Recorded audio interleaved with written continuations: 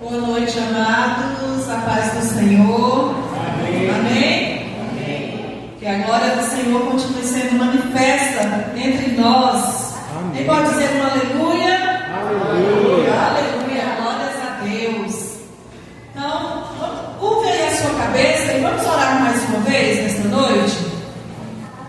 Senhor, em nome do seu Filho amado Jesus Cristo, nós estamos aqui reunidos, ó Pai, para mais este momento de comunhão com irmãos, mas principalmente, ó Pai, para recebermos de Ti aquilo que o Senhor já tem preparado para ser derramado sobre os nossos corações.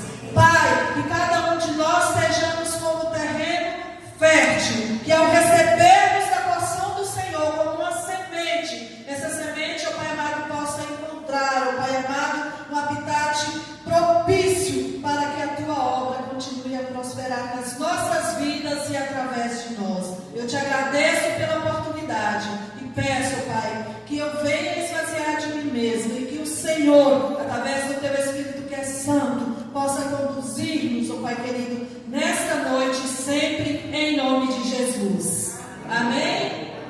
Então, glórias ao Senhor.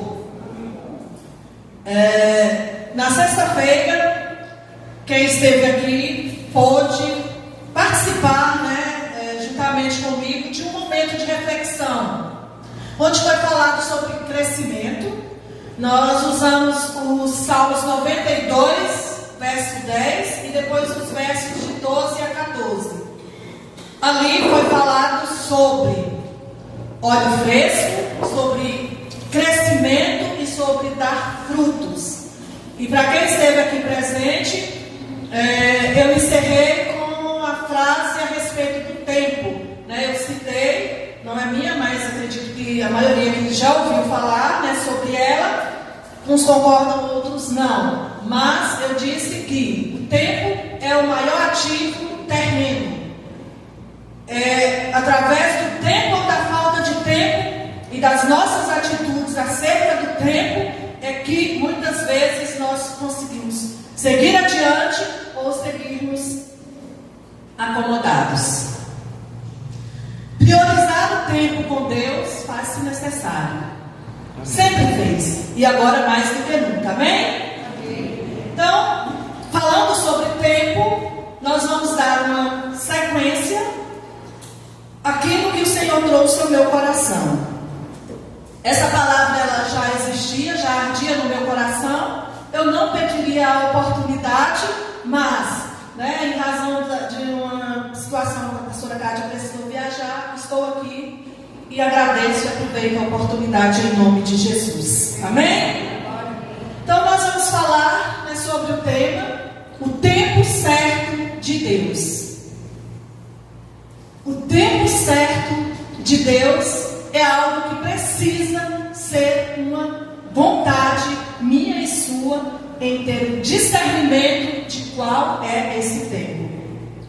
E melhor ainda, o que fazer enquanto esse dito tempo não chega? O tempo é importante, mas o que nós vamos fazer com o tempo e com o que nós esperamos ao longo do tempo é mais importante ainda. Então eu espero que cada um de nós possamos receber bastante nesta noite.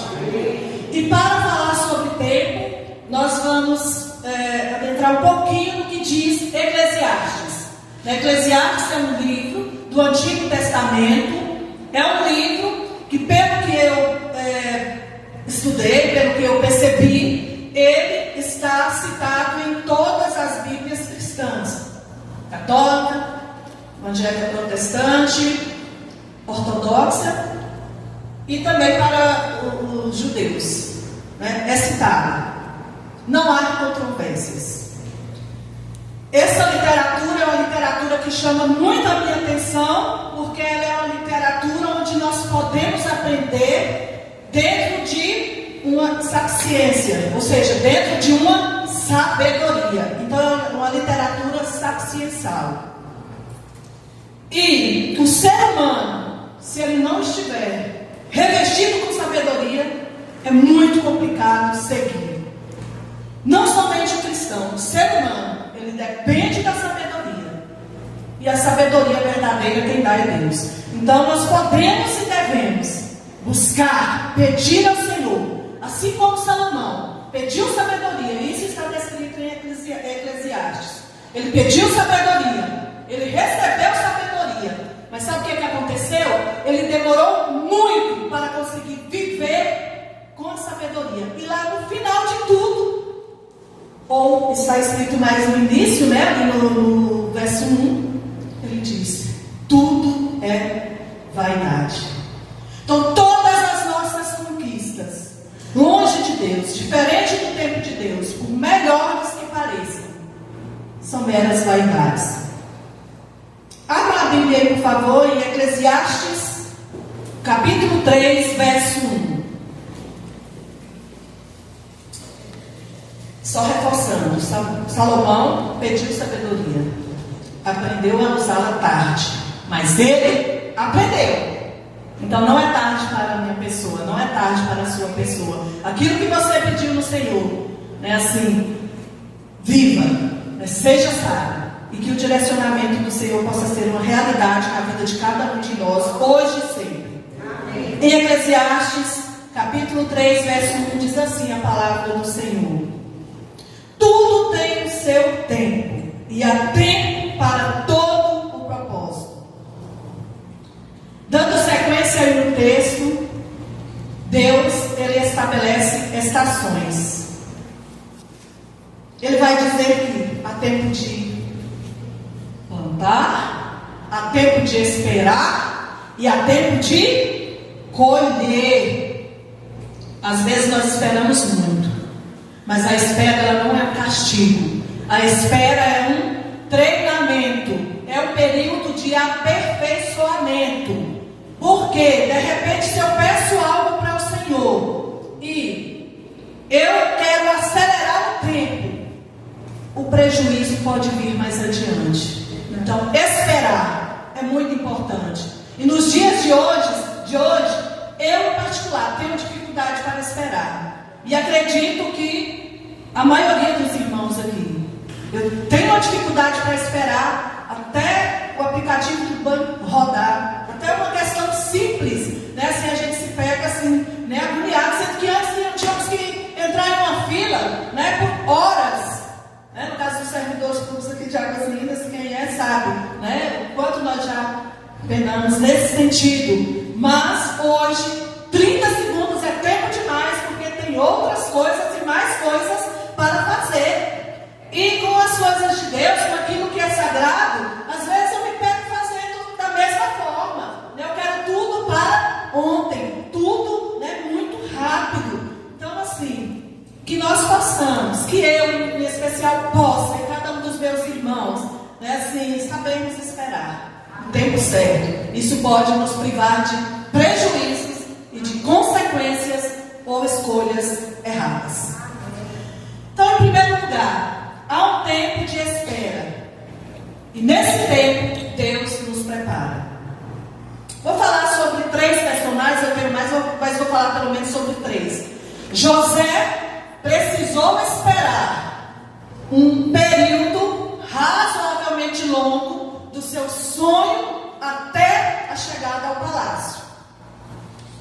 Davi precisou também esperar do período que ele foi ungido, e foram 3 unções que ele recebeu, pelo menos as citadas. 3, então ele precisou esperar do período que foi ungido até o período de chegar até o trono, reinar, governar. Jesus, ele esperou 30 anos para iniciar o seu ministério. E de repente eu e você nos sentimos mal amados por Deus, porque estamos esperando há uma semana por uma resposta que eu quero que seja aquela. Não é assim que funciona. Precisamos esperar. E o período de espera, ele não é um castigo, ele é um treinamento, ele é um momento em que a dedicação à obra, a dedicação ao reino, a dedicação à família precisa continuar ocorrendo. Nada de murmuração, porque a murmuração, ela desagrada a Deus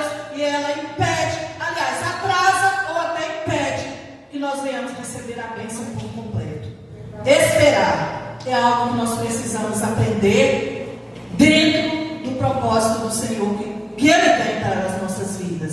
Se você já acha que esperou muito, espere um pouco mais, não desanime. Se José tivesse desanimado ou deixado de crer, talvez não teria acontecido da forma que aconteceu. Era o propósito do Senhor? Era. Mas o que foi parte dele, ele fez. Ele posicionou. O tempo de espera também é momento de posicionamento. Amém? Amém. Se Davi tivesse desesperado, teve as falhas? Sim, muitas. Mas ainda assim é considerado um homem segundo o coração de Deus. Arrependimento. No momento em que precisou posicionar, ele posicionou. É exemplo em muitas coisas, sim. Então vamos seguir naquilo que realmente precisamos seguir. Jesus seguiu firme e foi firme até o fim. Ele não desanimou. E através da sua missão nós recebemos uma bela mensagem do que realmente é ser um servo de Deus. Chegar ao nível de conhecimento, de estatura, de obediência pode parecer impossível aos nossos olhos, mas aproximar cada vez mais e perguntar o que Jesus faria no meu lugar nessa situação tem que ser uma realidade na vida do cristão. Não desanime, esforce. Ainda falando sobre Jesus, uma ligação aqui com o Eclesiastes. No segundo ponto eu quero dizer que há um tempo de dor. E é na dor que Deus molda cada um de nós. A dor, ela faz parte do processo do crescimento. A dor que você de repente tem sentido no físico, na alma ou um esmorecimento no espírito, não é para a morte, nem do físico, nem das emoções e nem do seu espírito, porque em ti habita o Espírito que é santo, e sendo ele santo, poderoso, sempre que você achar que não vai conseguir, ele vai estar ali, te dando um sopro, porque ele é como aquele fôlego de vida que é só Deus que dá.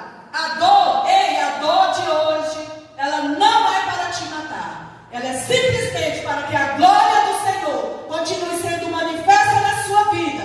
E ao chegar no terceiro ponto, que é a colheita, você há de colher a vitória do Senhor sobre a sua vida. Não duvide que há um tempo de colher, porque assim está escrito na palavra do Senhor. E sabe o que o Senhor faz na colheita? Ele honra. E Ele não honra, não é você, não é o seu princípio, não é aquilo que você disse que ia acontecer. Ele honra é o próprio princípio dele, é aquilo que Ele prometeu, que todo aquele que fosse fiel e justo, confessasse ao Senhor Jesus como Senhor e Salvador da sua vida, seria lhe dado um amparo, uma proteção, seria dado algo que é a vida eterna. Então a nossa colheita maior não é receber aqui aquilo que nós gostaríamos de receber, é termos a certeza de que existe uma morada sendo preparada, porque se não fosse assim, Ele não teria nos dito. E Ele disse: há uma colheita a ser realizada. Se essa colheita for a cura de uma enfermidade incurável aos olhos humanos, amém, receba essa cura. Mas se essa colheita for um carro próprio, receba essa colheita. Se a colheita for um curso que você almeja muito, receba. Se ela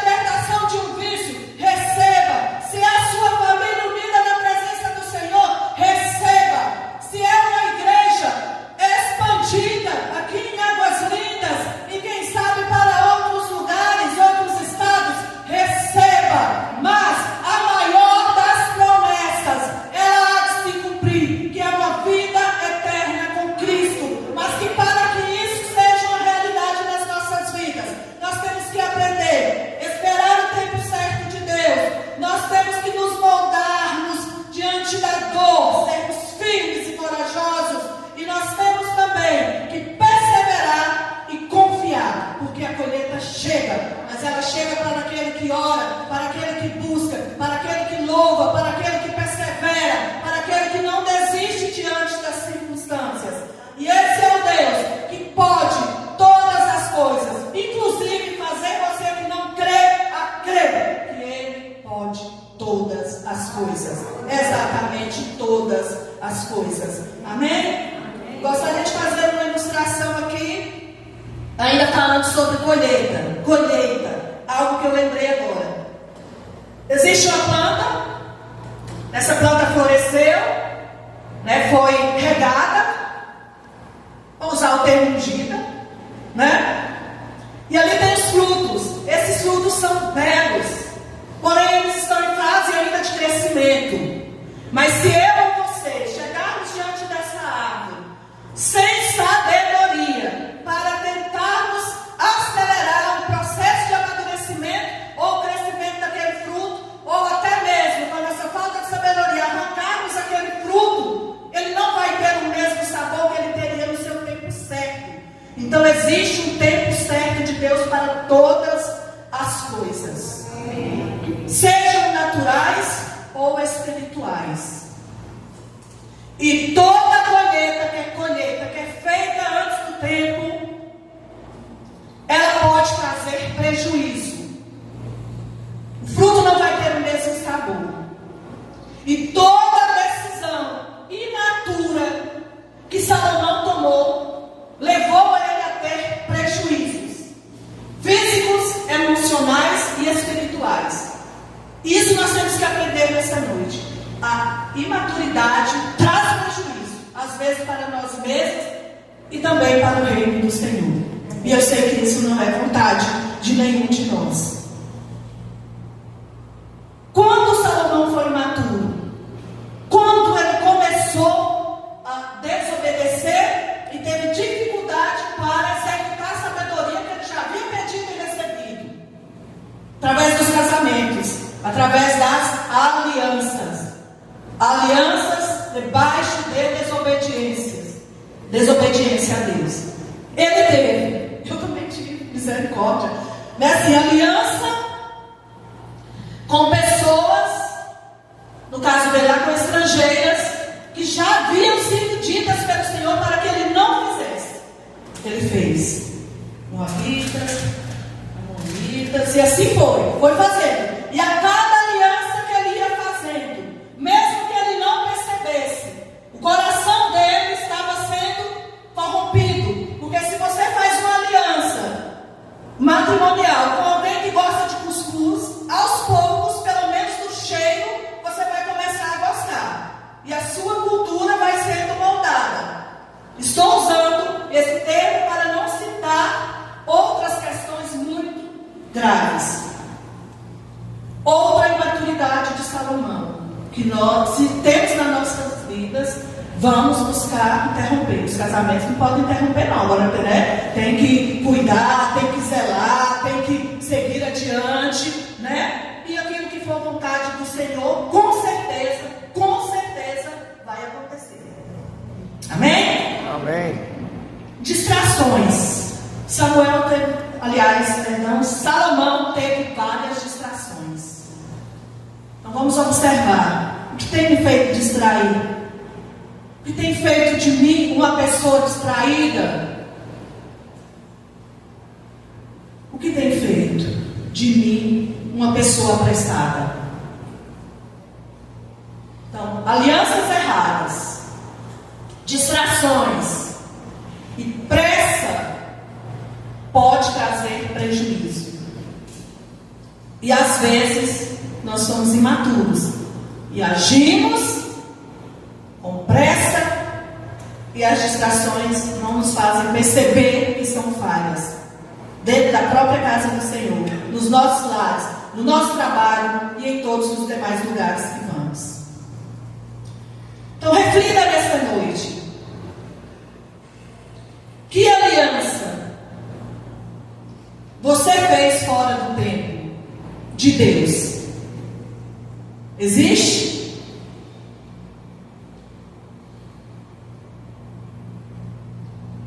O que tem distraído o seu coração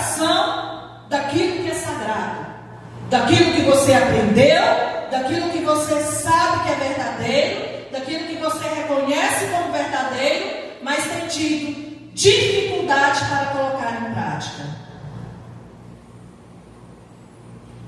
Em que área você está apressado?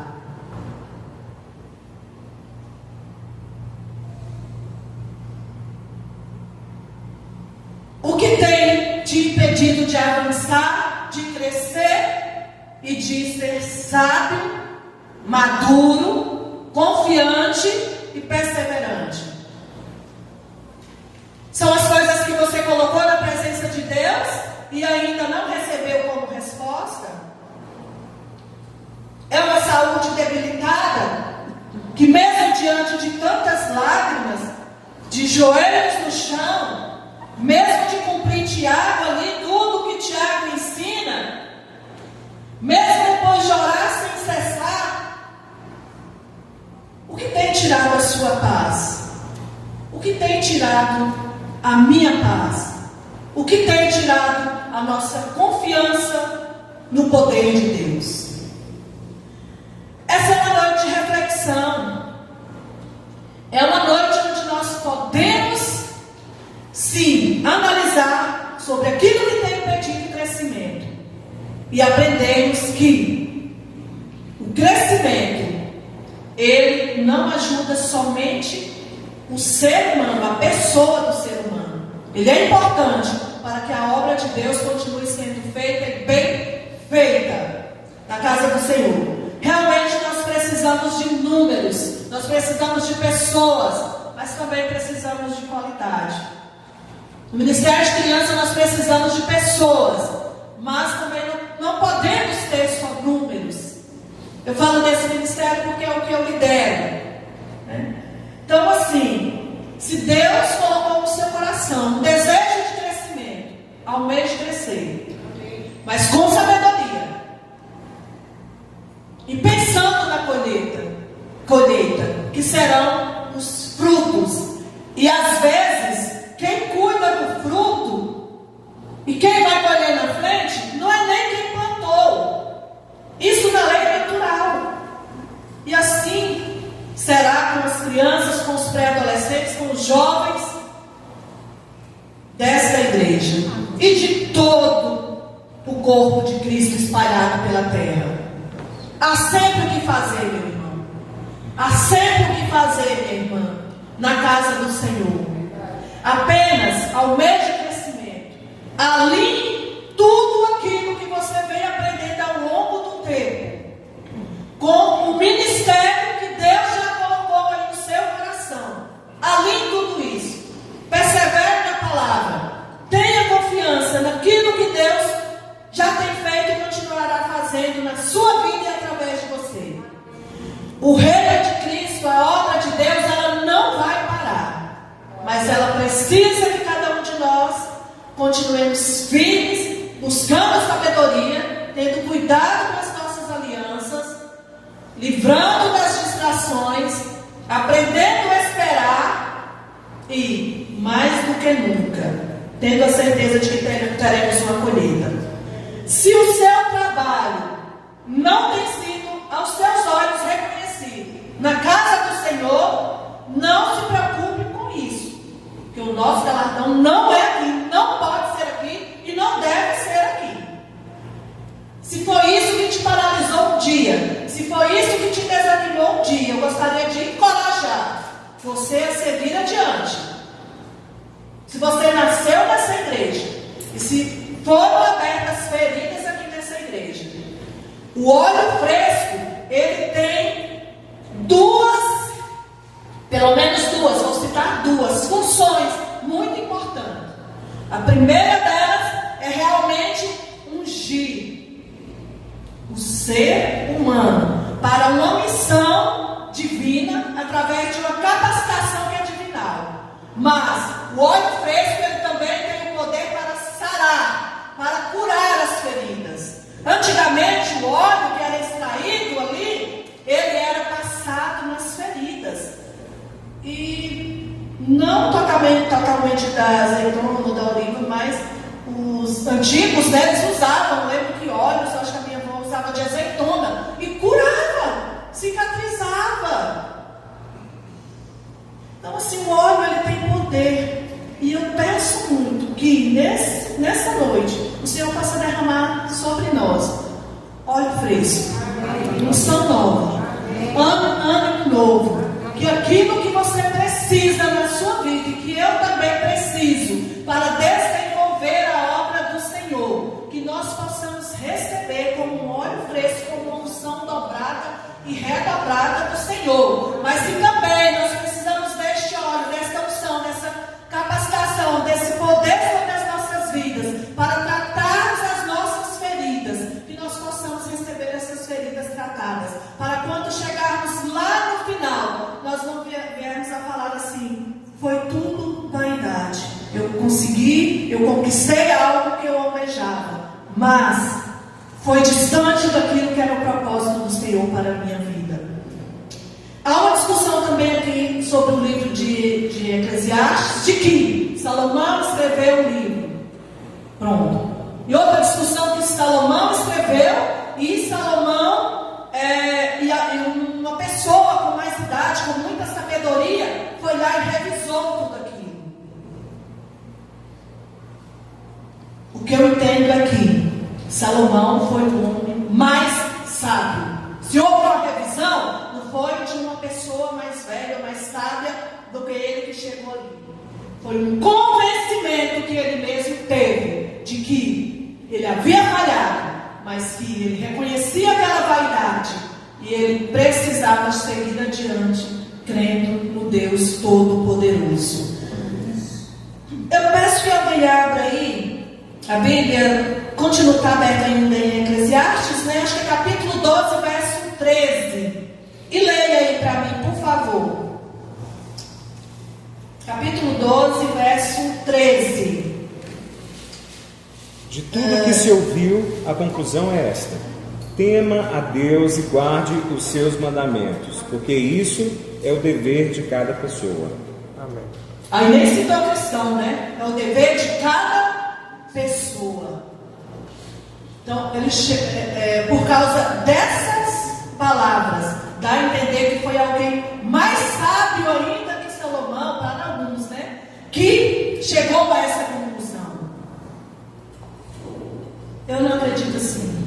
E você também não é obrigado a concordar comigo. Mas o que eu acredito é que houve tempo para Salomão refletir e concluir que tudo, exatamente tudo, está sob o controle de Deus. E que o tempo com Deus e as coisas no tempo certo de Deus é o que o ser humano precisa para a sua vida. Não digo para ser feliz, mas para seguir e para ter uma vida eterna com Cristo. Às vezes a gente pensa muito em felicidade. A vida de Salomão foi repleta de tudo que ele queria, de tudo que ele precisava.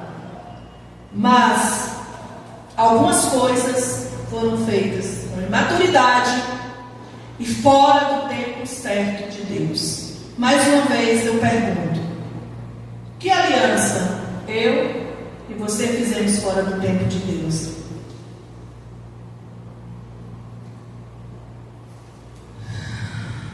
Não vamos nos distrair. Não vamos ser apressados. Vamos aguardar o tempo de Deus em todas as coisas, porque com certeza Ele é o melhor. E já concluindo, nós vamos falar sobre o tempo certo de Deus e o tempo certo em que algumas coisas que Deus estabeleceu acontecem. E a maneira com que essas coisas acontecem. E eu gostaria que cada um aí pudesse, vou falar sobre 3 elementos, pudesse se assemelhar ou assemelhar alguma situação ou atitude sua com esses elementos, se for possível. Se não, só acompanhe, por favor, o enredo e receba do Senhor tudo que Ele já preparou e tem entregado em nome de Jesus. Amém? Nós vamos falar sobre trigo, sobre uva e sobre azeitona. Deus não prometeu para o seu povo nem trigo, nem uva e nem azeitona. Deus prometeu ao seu povo, embora venha do trigo, Ele prometeu pão. Embora venha da uva, Ele prometeu vinho novo. E Ele prometeu azeite, unção. Mas, para termos acesso ao pão, o trigo precisa ser triturado, depois de passar por um processo.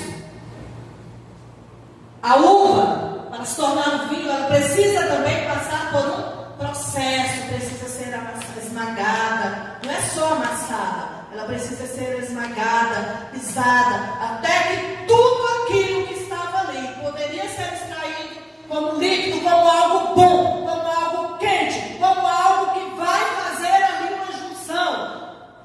Não param de pisoteá-la.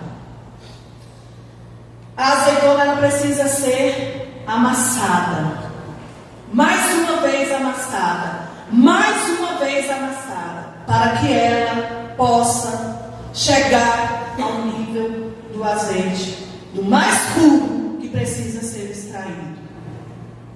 Assim, irmãos, eu acredito que cada um de nós, mesmo dentro das nossas dificuldades, assim como Jesus precisou passar por todo aquele processo, mas em tudo ele teve fé, e mesmo naquele momento em que ele acreditou que não conseguiria, ele continuou suspirando, e ele foi até o fim, e foi até o fim, cumprindo o seu propósito, que foi ali, se entregando em favor da minha vida e da sua vida. Isso não foi um mero ritual, isso foi o cumprimento de uma promessa. Corrijo, isso foi o cumprimento da promessa, e da promessa do Pai da promessa, do Pai do amor, do meu Pai e do seu Pai. Quem somos nós para vivermos desanimados? Se você está se sentindo como trigo diante de alguma situação, acalme-se, aguente o processo, torne-se pão. Ou se você já recebeu em sua vida uma unção, pão, reparta esse pão. Vamos ser boca de Deus na terra. Se você já chegou no nível do vinho, já está com calor, com fogo, porque cada um de nós passamos pelo processo em tempos diferentes, de formas diferentes, com situações diferentes, mas o processo ele é para todos. Se você não tem nenhuma situação dentro do processo de Deus, dentro do processo de seu crescimento, que trouxe agonia, tem algo de errado. Porque em Eclesiastes diz que há um tempo para tudo, há o tempo da dor, e se a dor está aí, chore. Às vezes é preciso chorar para passar para o próximo nível do processo, que sabe qual é? A colheita. Colher. Se você já esperou, agora chore. Não com culpa, mas desabafe, lance na presença do Senhor e colha, porque o Senhor, Ele se alegra em dar aos seus filhos. Vou falar aqui algo que o pastor Rodrigo sempre fala e chama a minha atenção.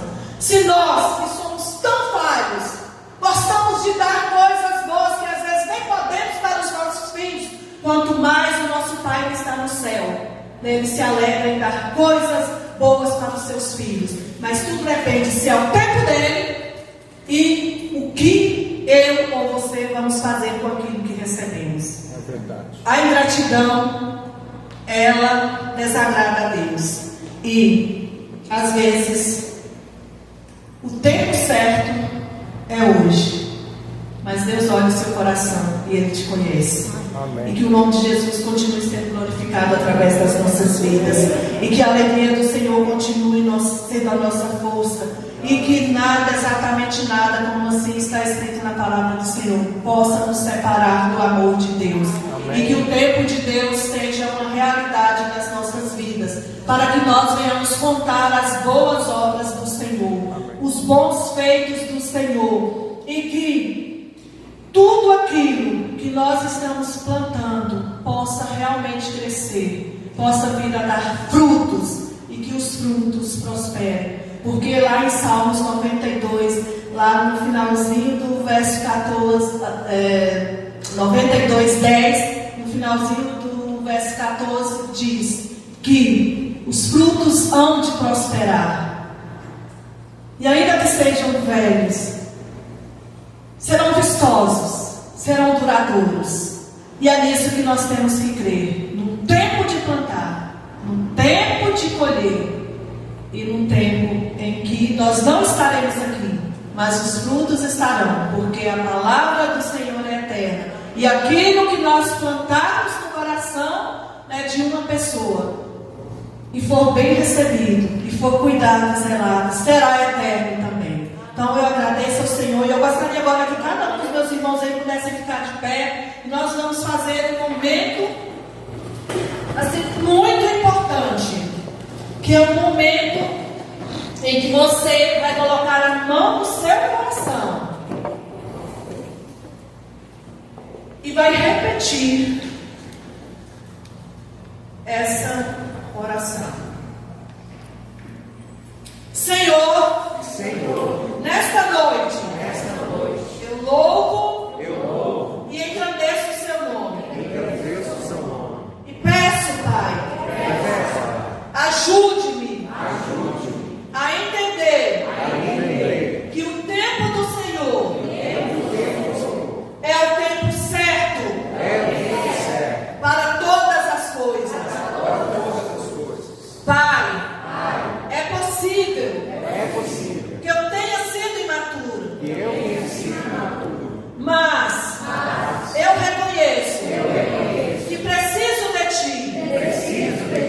Ajude-me nas minhas alianças.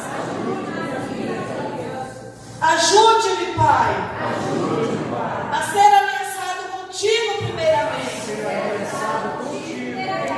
Porque assim errarei menos. E o seu Espírito, que é santo, me convencerá de tudo aquilo que está fora do seu propósito.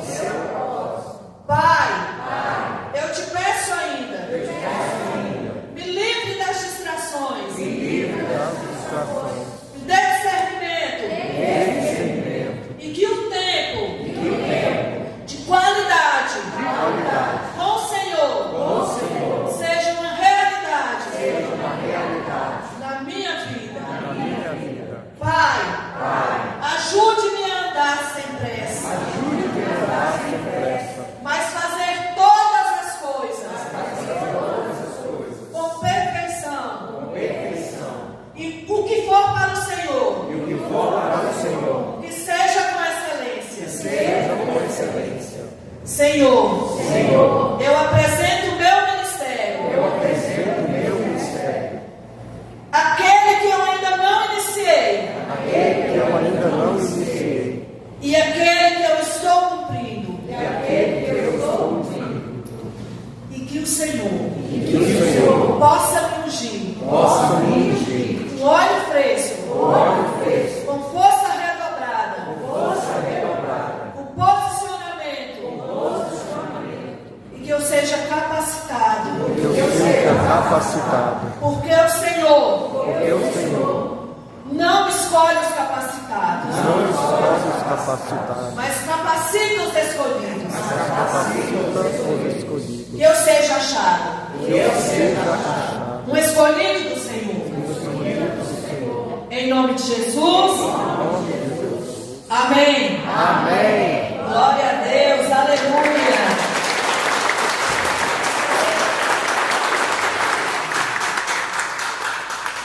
Eu não posso concluir sem fazer um apelo. Talvez entre nós, né, não exista uma pessoa, ou enfim, mas eu não posso concluir essa ministração sem dar uma oportunidade para aquele que ainda não conhece o Senhor Jesus como Senhor e Salvador da sua vida. vida, aliás, não confessou e queira confessar, está aberta a oportunidade. Se tem alguém, de repente esse é o tempo certo, este é o momento certo, essa é a sua hora. Tem alguém entre nós que quer confessar Jesus como Senhor e Salvador da sua vida? Tem alguém que quer rededicar sua vida a Jesus, rededicar a todo dia? Então fale aí, para você mesmo, dentro do seu coração, assim: Senhor, eu sei que nem tudo está como deveria estar, mas eu me rededico ao Senhor, porque apesar de tudo eu sei, o meu Redentor vive. Então,